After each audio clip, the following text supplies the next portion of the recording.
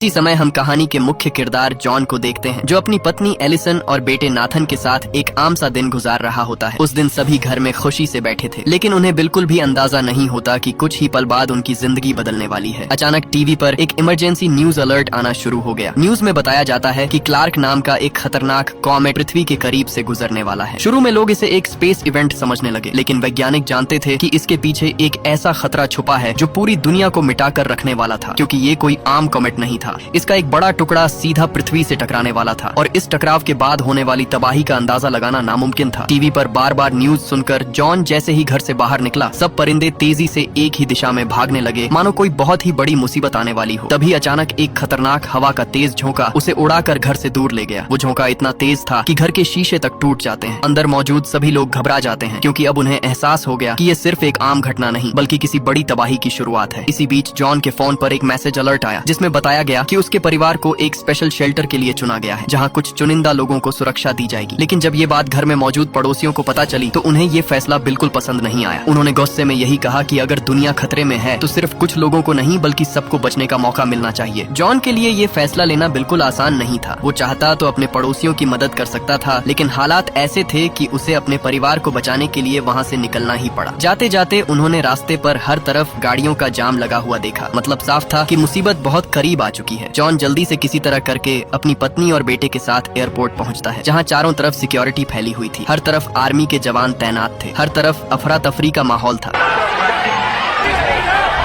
मुसीबत से बचने के लिए हर कोई शेल्टर की तरफ जाना चाहता था, मगर अंदर सिर्फ उन्हीं लोगों को जाने दिया जा रहा था जिन्हें शेल्टर के लिए चुना गया था। जॉन किसी तरह अपने परिवार के साथ अंदर पहुंच गया, लेकिन मुश्किल अभी खत्म नहीं हुई। उन्होंने जैसे ही अपना बैग खोला तो उसके अंदर नाथन की इंसुलिन की दवा गायब थी, जो गाड़ी के अंदर ही रह गई थी। दरअसल नाथन एक डायबिटिक पेशेंट था और उसके लिए इंसुलिन बहुत जरूरी थी। उसने अपनी पत्नी से कहा कि वो नाथन के साथ प्लेन में चली जाए और वो खुद जल्दी से दवा लेकर वापस आ जाएगा, लेकिन जॉन की पत्नी उसके बिना प्लेन में बैठने से मना कर देती है। उसने एक आर्मी ऑफिसर को बताया कि उसका पति उसके बेटे की दवा लेने गया है और वो दोनों उसका इंतजार करना चाहते हैं, लेकिन यहीं उससे एक बड़ी गलती हो जाती है। आर्मी के नियमों के मुताबिक किसी भी पेशेंट को शेल्टर के अंदर ले जाने की इजाजत नहीं थी। इसी वजह से आर्मी वाले जॉन की पत्नी और नाथन को अपने साथ वहाँ से कंट्रोल रूम में ले आए, जहाँ कंट्रोल रूम की इंचार्ज एक औरत मौजूद थी। उसने उन्हें प्लेन के अंदर बैठने से साफ मना कर दिया और कहा कि अब आप शेल्टर की तरफ नहीं जा सकते। कुछ देर बाद जॉन दवा लेकर वापस एयरपोर्ट पहुँच गया, मगर अब न उसे अपनी पत्नी दिखाई दी और न ही नाथन। घबराकर वो प्लेन के अंदर घुस गया और हर तरफ अंधों की तरह उन्हें ढूंढने लगा, मगर बदकिस्मती से वो दोनों उसे कहीं भी नहीं मिले। इसी बीच एक आर्मी ऑफिसर की नजर जॉन के हाथ में मौजूद इंसुलिन पर पड़ी। उस ऑफिसर ने उस दवा के बारे में पूछा तो आगे से जॉन ने बताया कि ये उसके बेटे के लिए है। उसे इन लोगों ने नहीं आने दिया,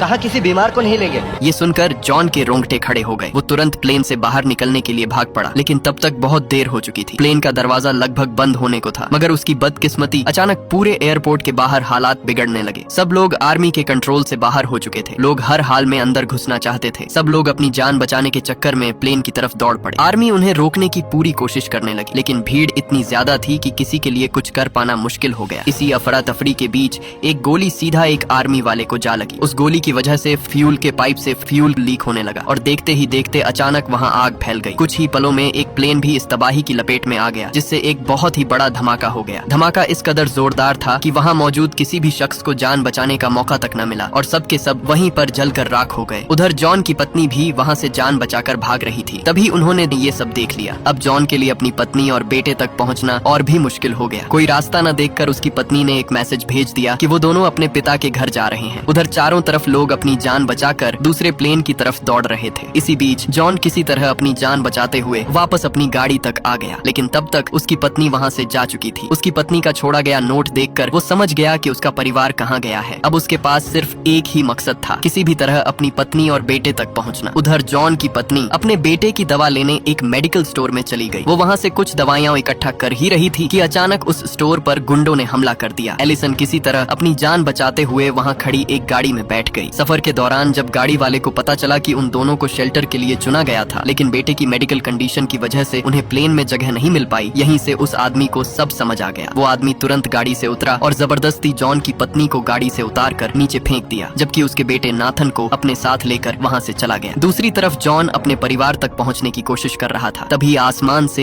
एक और कॉमेट धरती की तरफ गिर गया। उसके गिरते ही एक भयानक तबाही मच गई। हर तरफ लोग अपनी जान बचाकर इधर उधर भागने लगे, मगर जॉन किसी तरह वहाँ से बच निकला। रास्ते में उसे खुशकिस्मती से आर्मी का एक ट्रक मिल गया जो कनाडा की तरफ जा रहा था। वो बिना देर किए उस ट्रक में बैठ गया। सफर के दौरान उसकी मुलाकात एक आदमी से हुई जिसने उसे एक हैरान कर देने वाली बात बताई। उसने बताया कि दुनिया भर के कुछ चुनिंदा लोगों के लिए ग्रीनलैंड में एक अंडरग्राउंड शेल्टर तैयार किया गया है, लेकिन वहाँ हर किसी को जगह नहीं मिल पाई। सिर्फ उन लोगों को चुना गया जो आने वाली तबाही के बाद नई दुनिया को दोबारा खड़ा करने में मदद कर सकते हैं। तभी हमें पता चला कि जॉन पेशे से एक आर्किटेक्ट है। इसी वजह से उसका नाम भी उन लोगों की लिस्ट में शामिल किया गया। डॉक्टर, इंजीनियर और दूसरे एक्सपर्ट्स को भी इसीलिए चुना गया ताकि अगर इंसानियत बच जाए तो वो दोबारा सब कुछ शुरू कर सकें। लेकिन ट्रक में मौजूद एक और शख्स की नजर जॉन के हाथ में बंधे ब्रेसलेट पर पड़ गई। उसे समझ आ गया कि ये ग्रीनलैंड में एंट्री का पास है। लालच में आकर वो किसी भी तरह ये ब्रेसलेट जॉन से लेना चाहता था, मगर जॉन ने उसे साफ मना कर दिया। आगे से वो शख्स उसे धमकी देने लगा, लेकिन जॉन अपनी जिद का पक्का था। उसने साफ इनकार कर दिया। इसी वजह से दोनों के बीच हाथापाई शुरू हो गई। उस हाथापाई में ट्रक का संतुलन बिगड़ गया, जिससे सब लोग ट्रक से नीचे जा गिरे। गिरते ही कुछ लोग वहीं पर मारे गए, मगर खुशकिस्मती से जॉन उस हादसे में बच गया। उधर जॉन की पत्नी एलिसन सड़क पर खड़ी सब लोगों से लिफ्ट मांगती रही, मगर किसी ने उसे मुंह तक नहीं लगाया। इसलिए वो बिना देर किए खुद पैदल ही एयरपोर्ट की तरफ दौड़ पड़ी। दूसरी तरफ जॉन की पत्नी को लिफ्ट देने वाला आदमी जॉन के बेटे को लेकर एयरपोर्ट पहुंच गया। उसका गंदा प्लान था नाथन के ब्रेसलेट का फायदा उठाकर खुद और अपनी पत्नी के साथ शेल्टर में पनाह लेना। उसने आर्मी ऑफिसर से झूठ बोला कि भीड़ में उनके ब्रेसलेट खो गए और ये बच्चा उनका बेटा है। पहले तो आर्मी वालों ने उसकी बात मान ली, लेकिन तभी जॉन का बेटा तुरंत बोल पड़ा, ये मेरे पेरेंट्स नहीं है।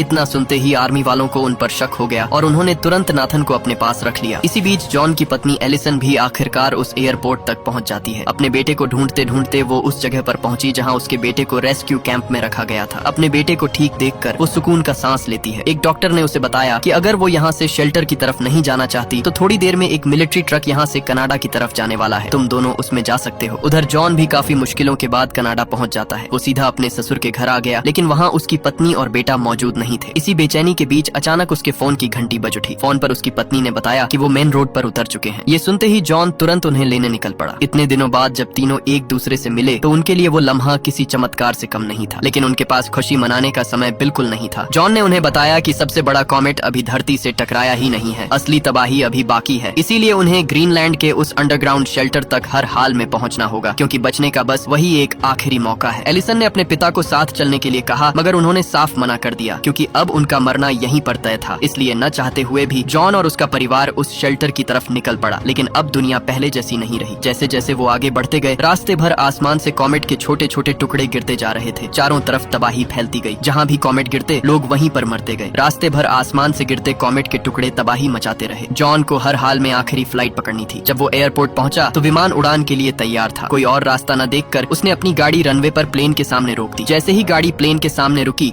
खुशकिस्मती से प्लेन रुक गया। पायलट गुस्से में बाहर आया। जॉन ने उसे बताया कि उसका परिवार भी ग्रीनलैंड शेल्टर के लिए चुना गया है, मगर पायलट ने उसे मना कर दिया क्योंकि प्लेन में जगह लगभग खत्म हो चुकी थी। लेकिन जॉन किसी भी सूरत प्लेन में चढ़ना चाहता था। उसने उन्हें धमकी दी कि अगर वो उन्हें साथ न लेकर गए तो वो गाड़ी कभी रनवे से नहीं हटाएगा। पायलट को मजबूरी में जॉन और उसके परिवार को प्लेन के अंदर बैठाना पड़ा। सब आगे बढ़ ही रहे थे कि तभी वही सबसे बड़ा कॉमेट धरती से टकरा गया। धमाके के झटके इतने खतरनाक थे कि प्लेन भी बुरी तरह हिल उठा। प्लेन पायलट से पूरी तरह बेकाबू हो गया और अचानक एक पहाड़ी से टकराकर वहीं पर तबाह हो गया। कुछ लोग घायल जरूर हुए, लेकिन खुशकिस्मती से सब लोग जिंदा बच गए। प्लेन से निकलते ही उन्हें दूर आर्मी के बंकर दिखाई दी। आर्मी ने जैसे ही उन्हें देखा, वो उन्हें ग्रीनलैंड के अंडरग्राउंड बंकरों के पास ले आए। तभी उसी बड़े कॉमेट के टुकड़े धरती पर गिरने लगे। उन्हें देखते ही जॉन के रोंगटे खड़े हो गए। सब लोग जल्दी से बंकरों में घुसने लगे। इमरजेंसी अलार्म तेजी से पूरे बंकर में गूंज उठा। मतलब साफ था कि कॉमेट धरती के बहुत करीब आ चुका है। बंकरों के दरवाजे बंद होते ही अंदर मौजूद लोगों का बाहर की दुनिया से संपर्क पूरी तरह टूट गया। जमीन के ऊपर क्या तबाही चल रही थी किसी को कुछ नहीं पता। और फिर कहानी पूरे 1 साल आगे चली जाती है। कुछ समय बाद धरती फिर से धीरे धीरे बेहतर होने लगी। जब बंकर का दरवाजा खोला गया तो बाहर सिर्फ तबाही के खौफनाक दृश्य थे। बड़े बड़े शहर खंडहर में बदल चुके थे। सालों तक लोग उस बंकर में कैद रहे, मगर वो ज्यादा देर तक वहाँ नहीं रह सकते थे, क्योंकि अब उनके पास धीरे धीरे बचा कुचा खाना पानी खत्म होने लगा। वहीं अब जॉन का बेटा नाथन भी काफी बड़ा हो चुका था। एक दिन जॉन सूट पहनकर सामान ढूंढते हुए एक सुनसान जहाज के करीब पहुंच गया। वहाँ उसे चारों तरफ मरे हुए लोगों के ढेर दिखाई दिए। इससे पहले कि वो वहाँ कुछ और ढूंढ पाता, तभी रेडियो पर उसे एक बहुत ही खतरनाक तूफान की चेतावनी दी जाने लगी। वो तूफान उसकी तरफ तेजी से बढ़ रहा था। जॉन किसी तरह अपनी जान बचाते हुए तुरंत बंकर की तरफ दौड़ पड़ा। तूफान भी उसके बहुत करीब आ चुका था, मगर खुशकिस्मती से भागते भागते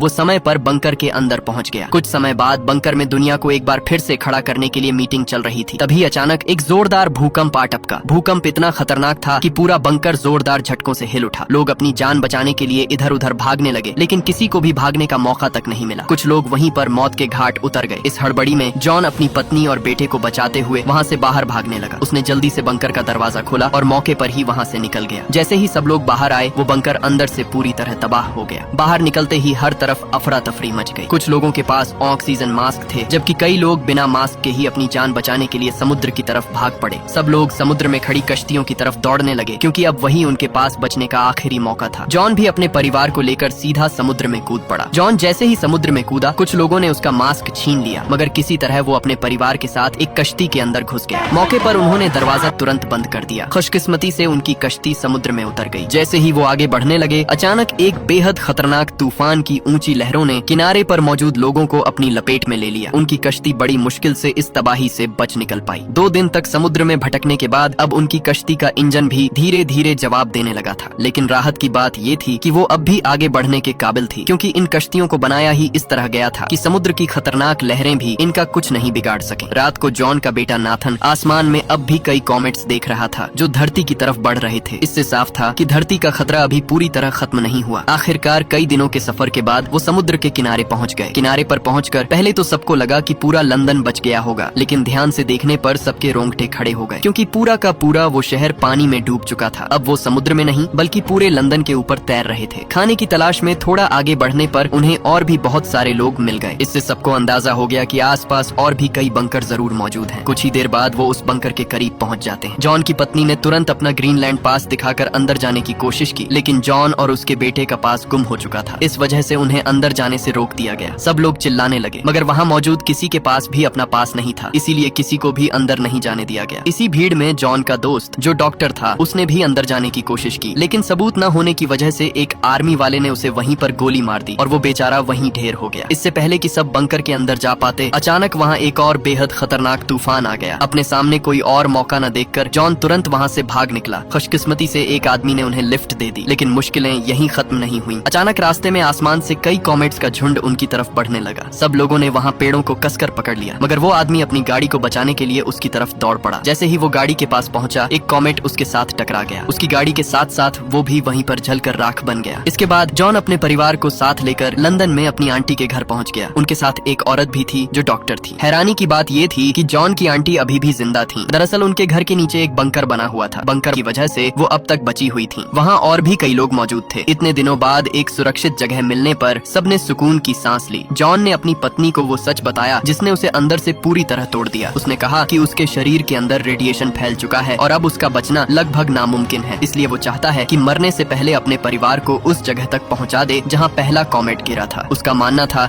कि शायद वहीं से जिंदगी दोबारा शुरू की जा सकती है। अगली सुबह सब सफर पर निकलने के लिए तैयार हो गए। जॉन की आंटी ने उसे अपनी सुरक्षा के लिए एक बंदूक भी दे दी। सफर के दौरान दिन भर सब ठीक रहा, लेकिन रात होते ही कुछ लुटेरों ने उन पर हमला कर दिया। इस हमले में उनके साथ मौजूद डॉक्टर मौके पर ही मारी गई, लेकिन जॉन ने हिम्मत नहीं हारी। वो तुरंत गाड़ी से बाहर निकला और एक के बाद एक सभी लुटेरों को मौत की नींद सुला दिया। सुबह होते ही उन्होंने डॉक्टर को दफनाया और एक बार फिर से अपने सफर की तरफ निकल पड़े। कई मुश्किलों के बाद जब वो एक जगह पहुंचे तो उनके होश उड़ गए, क्योंकि जहां सालों पहले समुद्र हुआ करता था, आज वो सूख कर पूरी तरह खत्म हो चुका था। थोड़ा आगे जाने पर उन्हें बहुत सी गाड़ियां खड़ी दिखाई दी, क्योंकि आगे से जाने का कोई रास्ता ही नहीं था। जमीन बीच से फट चुकी थी। उस जमीन को फटा देखकर उनकी रूह कांप उठी। उसे पार करने का सिर्फ एक ही रास्ता पतले से रस्से का पुल था। यहाँ न चाहते हुए भी जॉन अपने परिवार के साथ हिम्मत करके उस पर चलना शुरू कर देता है, मगर उस पुल को पार करना इतना आसान नहीं था। तेज हवाओं और हिलती हुई जमीन की वजह से उनका ये सफर और भी ज्यादा खतरनाक हो गया। कई लोग रास्ते में ही गिरकर अपनी जान गंवा बैठे, क्योंकि वहाँ की चट्टानें धीरे धीरे कमजोर पड़ने लगी थीं। मगर जॉन ने किसी तरह अपनी पत्नी और बेटे को संभालते हुए उस खाई को पार कर लिया, जबकि ज्यादातर लोग पीछे ही मारे गए। खाई के दूसरी तरफ पहुंचकर वे उस जगह की तरफ बढ़ते हैं जहां पहला कॉमेट गिरा था, लेकिन वहां पहुंचकर उन्हें कोई हरियाली या सुरक्षित जगह नजर नहीं आई। हर तरफ जली हुई जमीन थी। वहां सब कुछ तबाह हो चुका था, जिसे देखकर जॉन के होश ही उड़ गए। लेकिन इससे पहले कि वे वहां से जा पाते, तभी एक हथियारबंद आदमी उनके सामने आ गया। जॉन ने उसे अपनी सारी कहानी बताई, जिसके बाद वह उन्हें पनाह के लिए अपने घर ले गया, जहाँ और भी कई लोग मौजूद थे। उसने उन्हें बताया कि जिस जगह की तलाश में वे आए हैं वह यहीं आसपास मौजूद है और लोग उसे क्रेटर के नाम से जानते हैं। लेकिन वहाँ तक पहुँचना आसान नहीं है, क्योंकि रास्ते में जंग का माहौल है। जो भी वहाँ जाता है उसे लुटेरे वहीं पर भून डालते हैं। वहाँ कई खतरनाक लोग मौजूद हैं। मदद के लिए वह आदमी अपनी बेटी को उनके साथ भेजने का फैसला करता है। उसने उन्हें मैप दिखाकर कहा कि ये रास्ता सीधा तुम्हें वहाँ तक ले जाएगा। उसने उसे एक फोटो देकर कहा कि इसे रास्ते में आने वाली एक चेक पॉइंट पर दिखाना, फिर तुम्हें आगे जाने दिया जाएगा। अगर ये फोटो कहीं गुम हो गई तो तुम वहाँ कभी भी नहीं पहुँच पाओगे। इसके बाद सब लोग दोबारा से अपना सफर शुरू कर देते हैं। कुछ देर सफर करने के बाद वे एक जगह पर आकर रुक गए, लेकिन तभी अचानक वहाँ कुछ आर्मी वालों ने उन्हें चारों तरफ से घेर लिया और उन्हें साफ मना कर दिया कि तुम सब लोग आगे नहीं जा सकते। आगे तुम्हारे लिए बहुत ज्यादा खतरा है। आगे कुछ लुटेरों से आर्मी की जंग छिड़ी हुई है। लेकिन जब उस लड़की ने अपने बारे में बताया तब उस आर्मी वाले ने उन पर भरोसा कर लिया। वो उन्हें अपने साथ लेकर उसी जगह जाते हैं जहाँ कमांडर जोनी मौजूद था। मगर जैसे ही वो उस जगह के पास पहुँचे वहाँ हर तरफ अंधाधुंध गोलीबारी शुरू हो गई। सब गोलीबारी के बीच आगे बढ़ते गए। इस हमले में बेचारे कई मिलिट्री वाले वहीं पर ढेर होते गए। बदकिस्मती से जॉन की हालत भी धीरे धीरे बिगड़ने लगी। मतलब अब उसके पास ज्यादा समय नहीं है। वो कभी भी अपनी जान की बाजी हार सकता है। जैसे तैसे करके पूरी रात का सफर तय करने के बाद सब उस चेक पॉइंट तक पहुंच जाते हैं। लेकिन वहां जाकर उन्हें पता चला कि कमांडर जोनी एक रात पहले ही हमले में मारे जा चुके हैं। ऑफिसर ने उन्हें वापस लौटने का कहा, क्योंकि अगर वो एक मिनट भी यहाँ ठहरे तो सबके सब मारे जाएंगे। मगर जॉन ने साफ कह दिया कि वो अब यहाँ से कहीं नहीं जाएगा। अब वो हर हाल में अपने परिवार को क्रेटर तक लेकर ही जाएगा। उसने वो तस्वीर भी उसे दिखाई, मगर ऑफिसर ने उसे साफ मना कर दिया। अब उसका शरीर भी धीरे धीरे जवाब देने लगा था, क्योंकि रेडिएशन उसके शरीर में पूरी तरह फैल चुकी थी। जॉन की बात सुनकर ऑफिसर का दिल पिघल गया। उन पर दया करते हुए उसने उन्हें एक बस में बिठा दिया जो सीधा क्रेटर की तरफ जा रही होती है। जॉन और उसका परिवार एक बार फिर से अपने खतरनाक सफर पर निकल पड़े। लेकिन मंजिल तक पहुंचने से पहले ही एक और जोर का धमाका ठीक उनकी बस के सामने आ गिरा, जो किसी और ने नहीं बल्कि उन्हीं लुटेरों ने किया। उन लुटेरों ने उस बस पर पूरी तरह कब्जा कर लिया। बस के साथ जितने भी आर्मी वाले थे उन लुटेरों ने सबको मौत की नींद सुला दी। उन लुटेरों ने बस के अंदर बैठे सबको नीचे उतरने का हुक्म दिया। सब एक के बाद एक बस से उतरते गए। मगर जैसे ही जॉन की बारी आई उसने अपनी जान की परवाह किए बिना उस लुटेरे पर हमला बोल दिया। जॉन को लड़ता देख बाहर खड़े लोगों में भी हिम्मत आ गई। सबने मिलकर एक के बाद एक सब लुटेरों को वहीं पर ढेर कर डाला। उस लुटेरे को निपटाकर जॉन जैसे ही बस से बाहर निकला वो घायल था, क्योंकि उसे गोली लग चुकी थी। उसने तुरंत अपनी पत्नी से कहा कि समय बहुत कम है, इसलिए हमें तुरंत क्रेटर की तरफ जाना होगा। जैसे ही सब लोग गाड़ी में बैठे जॉन की पत्नी खुद आगे बढ़ी और जल्दी से ड्राइविंग सीट संभाली। वो सब तेजी से क्रेटर की तरफ बढ़ते जा रहे थे। थोड़ा ही आगे आने पर उनके रास्ते के सामने बहुत सारी गाड़ियां टूटी फूटी पड़ी थी, इसलिए उन्हें मजबूरन गाड़ी रोकनी पड़ी और पैदल ही पहाड़ी की तरफ निकल पड़े। पहाड़ी के ऊपर चढ़ते ही उनके सामने एक खूबसूरत वादी होती है। उनके सामने चारों तरफ हरियाली, साफ पानी और ताजा हवा थी। इतनी तबाही के बाद भी जिंदगी यहाँ अभी तक बाकी थी। ये दृश्य देखकर जॉन के चेहरे पर सुकून आ गया। उसे तसल्ली हो गई कि उसने अपने परिवार को आखिरकार एक महफूज जगह पहुंचा ही दिया। लेकिन गोली लगने की वजह से अब वो अपनी जिंदगी की आखिरी सांस ले रहा था। तभी अचानक वो वहीं पर नीचे गिर पड़ा। जॉन खुद तो इस नई दुनिया का हिस्सा न बन सका, लेकिन अपनी जान देकर उसने अपने परिवार को एक नई जिंदगी जरूर दे दी।